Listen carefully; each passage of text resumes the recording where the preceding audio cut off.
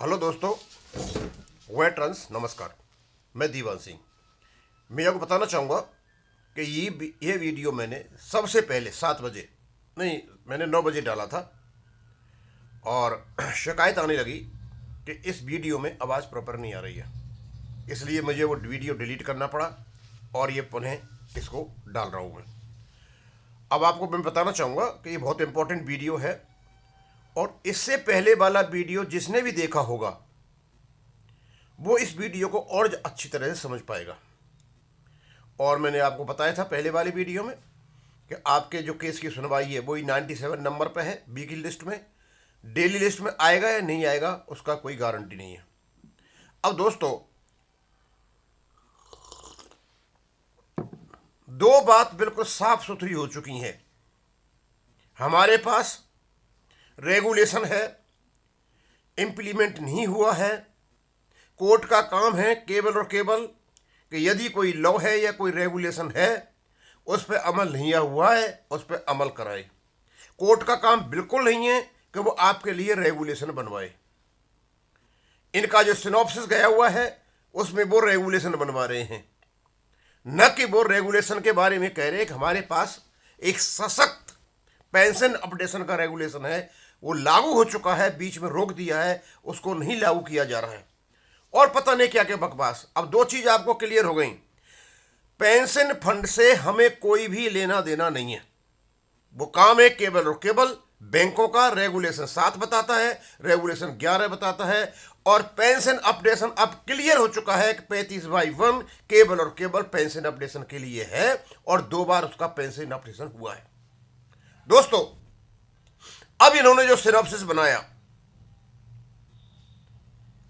ये हमारा रेगुलेशन है BPR 1995, 29/9/1995 को आता है। इनकी सिनॉप्सिस यहां से शुरू होनी चाहिए थी क्योंकि ये रेगुलेशन है, नोटिफाइड है। नोटिफाइड जब रेगुलेशन हो जाता है तो वो लॉ बन जाता है। रेगुलेशन नोटिफाइड नहीं होता है उससे पहले कितनी भी कार्रवाई करो आप, वो सारी की सारी कार्रवाई इलीगल है।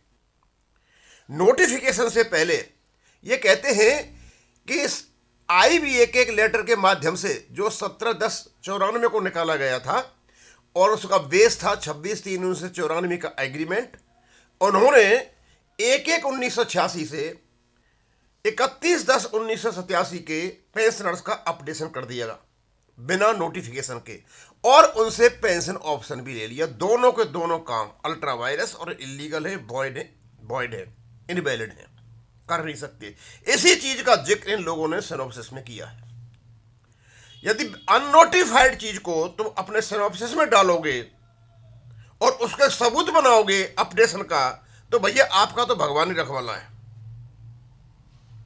भाई कैसे बना सकते हो आप एक अननोटिफाइड चीज को, जो IBA ने किया है, जो रेगुलेटरी बॉडी भी नहीं है, रजिस्टर्ड बॉडी भी नहीं है, एक उल्टा काम करके बैठी हुई है, उसको सबूत बनाते हो और उसके बेस पे आप मतलब अपडेशन मानते हो। अपडेशन केवल और केवल आपके रेगुलेशन से शुरू होता है 35/1 में और बड़ा स्पष्ट लिखा हुआ है, pension and additional pension shall be wherever applicable shall be updated as per the formula. यार इससे बढ़िया और क्या चाहिए आपको है? और 2 बार अपडेशन हो चुका है। इतनी बढ़िया चीज लिखी हुई है, लीगल इंटरप्रिटेशन करेगा कोई, सामने जज के सामने जाएगा वो भी कहेगा हाँ है चीज में। आप जज से कह रहे हो कि नोटिफाइड होने से पहले ही IBA ने कुछ तीर मार लिए थे, उन तीरों को आधार बना रहे हो अपडेशन का आप। मैं स्पष्ट रूप से कह सकता हूं कि ये सुप्रीम कोर्ट के वकीलों का नहीं बना हुआ सिनॉप्सिस है। ये हमारे बैंकर्स, ये जो हमारे उल्टी सीधी बकवास करते हैं, ये जो यूनियन बना बना के बैठे हैं, पहले भी नेता थे आज भी नेता हैं, इनका बना हुआ है। और यदि ये सुप्रीम कोर्ट के वकीलों का बना हुआ सिनॉप्सिस है तो ये सुप्रीम कोर्ट के वकील लगे ही नहीं, ये सर्विस मैटर को जानते ही नहीं है, फिर यही नहीं जानते कि आगे सुप्रीम कोर्ट में चीजों को कैसे रखी जाएगी। अब दोस्तों हम चलते हैं आगे। 35/1 इससे वाले वीडियो में अच्छी तरह बताया, बिल्कुल सशक्त रेगुलेशन है आपका पेंशन अपडेशन का। कोई डाउट आता है तो रेगुलेशन 56 का सहारा ले लो। अब 1/1/1986 से लेकर के और 31/10/1927 को अपडेशन करता है एक ये। उसके बाद में फिर ये अपडेशन का फॉर्मूला होता है एक, जो मैंने सवेरे डाला था।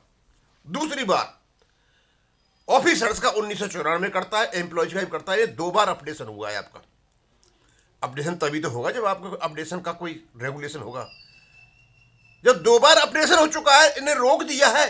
लड़ाई यहां से होनी चाहिए, लड़ाई वहां से नहीं जहां कोई आधार बनता ही नहीं है। उसके बाद उसका क्या है कि ये जो 35/22 हमने जब पढ़ा और जनरली ये हुआ तो इसको कंफ्यूजन हुआ, एक मिस इंटरप्रेट हुआ। ऐसा लगा कि जैसे अनेक्सर के साथ पढ़ने से ये केवल और केवल एक विशेष समय के लिए प्रयोग में है, और यही आप लोगों ने सिनॉप्सिस में दिया है। और इस 35/1 को 2003 में अमेंड किया गया, बिल्कुल साफ सुथरा कर दिया गया कि हाँ पेंशन अपडेशन है। लड़ाई यहां पे है कि पेंशन अपडेशन है या नहीं। आप सुप्रीम कोर्ट में जा रहे हो और जो ट्रांजैक्शंस आईवीए ने किए उसके बेस पे अपसेटर मांग रहे हो। भैया कौन से वकील हो आप? किसने बना दिया सुप्रीम कोर्ट में वकील आपको? आज तक भी कहीं सुप्रीम कोर्ट के इतिहास में या किसी भी कोर्ट के इतिहास में ऐसा हुआ है कि कोर्ट ने कोई रूल बनाया हुआ है? कोर्ट केवल और केवल जजमेंट देता है, और जजमेंट और रेगुलेशन पर देता है जो विधायिका बनाती है, जो लेजिस्लेचर बनाती है, जो पार्लियामेंट बनाती है, जो विधानसभाएं बनाती हैं। आपका रेगुलेशन है, नोटिफाइड है, बना रखा, इस पे आएगा पूरा आगे। उसके बाद आरबीआई, हां अब इसमें क्या होता है, आरबीआई में 2003 में उनके बोर्ड ने अपडेशन कर दिया, लेकिन नोटिफाइड नहीं हुआ। भारत सरकार ने उसको 2008 में डिसअप्रूव कर दिया, वापस ले लिया, इंप्लीमेंट होने के बावजूद भी। भैया जो 2003 में आपका जो रेगुलेशन बना था आरबीआई का और 2008 में वापस ले लिया गया क्यों? नोटिफाइड नहीं था। तो समझ में ये नहीं आ रहा कि ये ऐसा व्यवहार, सौतेला व्यवहार क्यों किया। यानी हमारा छोड़ दिया जाता है, जो अननोटिफाइड को इंप्लीमेंट कर देते हैं, और आरबीआई का कैंसिल कर दिया जाता है और ये चलने दिया जाता है आगे। एक इसको कहते हैं क्विड प्रो क्यो, तू मेरी मत के मैं तेरी नहीं कहूंगा। अब क्या शुरू होता है, एक नई चीज शुरू हो जाती है, और नई चीज शुरू ये होती है कि आईवीए और यूएफबीयू दोनों मिल जाते हैं। कब मिलते हैं? ये मिलते हैं 2008 में, जब आरबीआई का अननोटिफाइड अपडेशन का इंस्ट्रक्शंस वापस ले ली जाती हैं। इन्होंने यह खेल किया। अब काम तो ये भी गलत करके बैठे हुए थे। आईबीए ने यूएफपीयू का साथ देना शुरू किया कि भाई तुम हमारी पोल मत खोलना, हमने भी अननोटिफाइड कर रखा है। आईबीए ने बोला, यूएफबी ने बोला ठीक है नहीं खोलेंगे, लेकिन तुम हमारी जेब भरना, हमारा काम करना, हमारे साथ रहना। और यहां से इनका साथ शुरू होता है। और 2008 में साथ शुरू होने के बाद 2010 में सेकंड ऑप्शन में ये पेंशनर्स को, ऑफिसर एम्प्लॉयज को लुटवाते हैं, जो इनको रेगुलेशन अलाउड नहीं करता। ये 2010 में अनलॉफुल रिकवरी कराते हैं कॉस्ट ऑफ पेंशन फंड के नाम पर। उसके बाद 2015 में, क्योंकि इनको तो खत्म करना था ना, इनको पता था कि इनके जो नेता हैं वो ऐसे ही हैं, उनको पता ही नहीं है रेगुलेशन नाम कोई चीज है। 2015 में एक नॉन कॉन्ट्रेक्चुअल लाइबिलिटी का क्लॉज दस्तखत कर लेते कि पेंशनर्स के प्रति हमारी कोई वफादारी नहीं है, कोई लेन देन नहीं है। ये दस्तखत करने के बाद भी एक रिटायर्ड आदमी, जिसे वेंकटेश्वरम कहते हैं, वो ईआईबीए का जनरल सेक्रेटरी बना रहता है और सबको बाहर निकाल देता है। और 2015 और 2020 के बीच में ये श्रीमान जी 5 लाख रुपए का चंदा फिलिस्तीन को दे देते हैं। अब क्योंकि आईबीए ने तो कसम खा रखी है कि कोई भी कर्मचारी इनका कुछ भी करे, इनको एक्शन नहीं लेना है, क्योंकि इनकी पोल खोलेंगी। और 2024 में फिर ये बेवकूफ बनाते हैं रेजिडुअल इश्यूज में रख के पेंशन अपडेशन। भाई रेजिडुअल इश्यूज भी तो आपका एग्रीमेंट का पार्ट है, आप उसमें चर्चा नहीं करते हो। 5 डे बैंकिंग पे करते हो, पीएलआई पे करते हो, उसको कोने में डाल देते हो।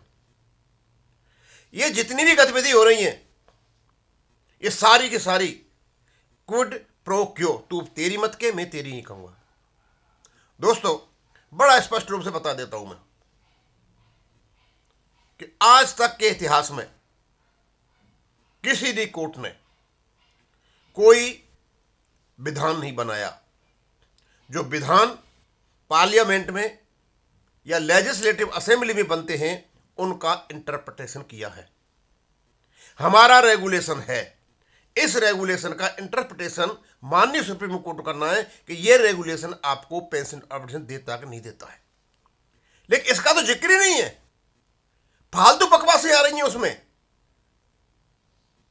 रेगुलेशन नोटिफाइड होने से पहले क्या क्या आईबीए ने किया, अरे भाई वो सारी आपके प्रपोजल्स हो सकते हैं, आपकी पॉलिसी हो सकती है, कुछ भी हो सकता है, वो मान्य नहीं है जब तक कि नोटिफाइड नहीं होता है। नोटिफाइड से पहले, नोटिफिकेशन से पहले किसी का भी अपडेशन नहीं किया जा सकता, और यदि किया है तो वो गलत है, और जिस भी अफसर ने किया है उस अफसर से रिकवरी होनी चाहिए।